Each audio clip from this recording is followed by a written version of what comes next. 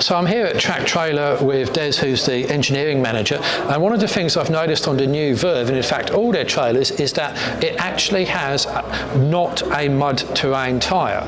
So most trailer manufacturers, for some reason, love to fit mud terrain tyres. I think it's just a bit of a cosmetic thing because it looks good. So Des, why have you guys not followed the trend and fitted a mud terrain tyre to your vehicles?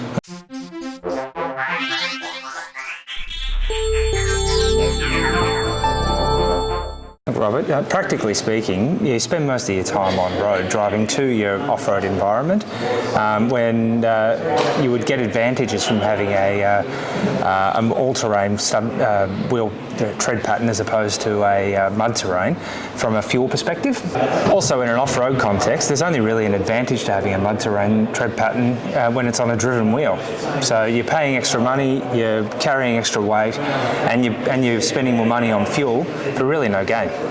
Yeah, absolutely, and this isn't a driven wheel. Now, it does brake and it does provide lateral traction, but the thing about a single axle caravan is that this wheel is always in contact with the ground because, well, it has to be, it's just got a single axle, as opposed to a tandem, whereas it may or may not be. So you really don't need the same level of traction on this tyre as you do on the tow vehicle. And it's also going to cost you less money because these tyres will last longer as well. Now, one thing we should say is that these tyres are still tough. They are light truck construction, as you can see by the LT here as well. So you're not compromising anything in terms of tyre strength.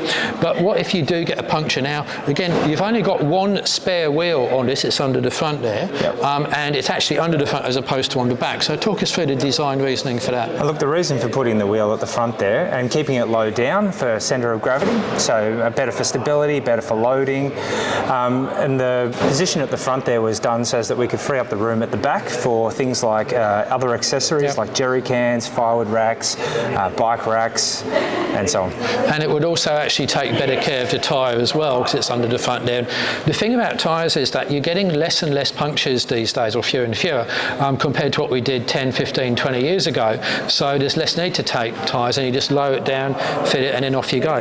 Now the other thing is we're running a 16-inch alloy wheel here. So again, most vans would run a steel wheel. Why an alloy wheel?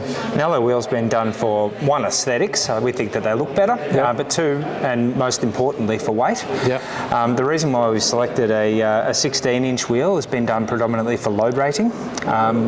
In order to get the correct load rating for a 2.6 tonne ATM van, you need to be very careful that you're selecting a wheel that is compliant and can be demonstrated to be so.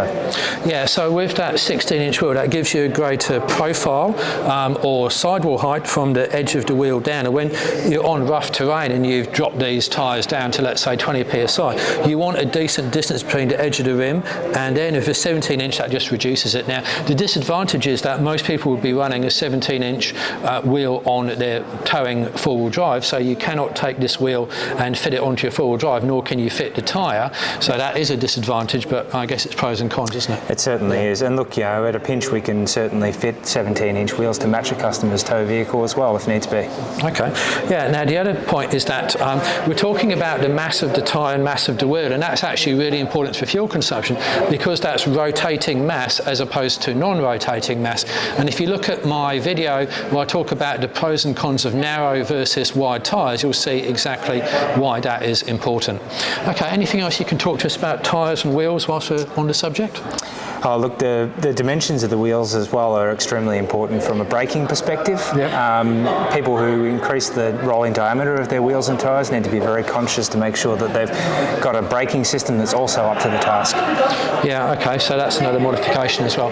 Okay, so I hope you found this video useful. You know what to do, like, subscribe, share, etc. And any questions, drop them in the comments. Thanks for watching.